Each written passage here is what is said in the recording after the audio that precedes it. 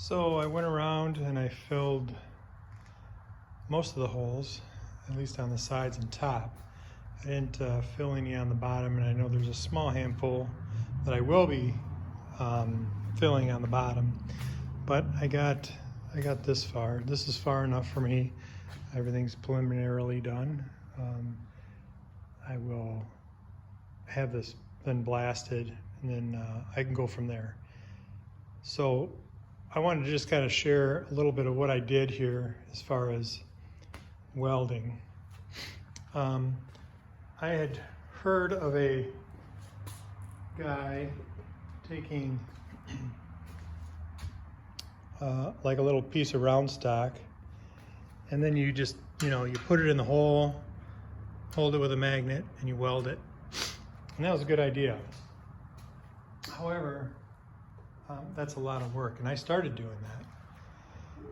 So instead of that, I decided to take this, and then I would ream out that hole.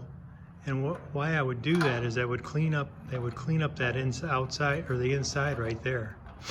And then I would grind around on the outside. So when you went to weld, you had good metal to weld to. Then is what I did was I took just an aluminum block, stuck behind there like that, and then I welded.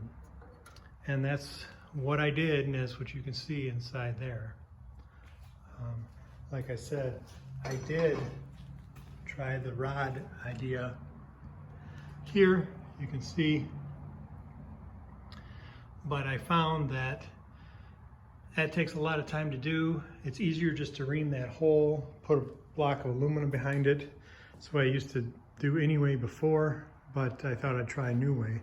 But I thought I'd give you the idea of, just kind of reaming the hole out with a little step drill, and that cleans it up, because these things are real, rusty.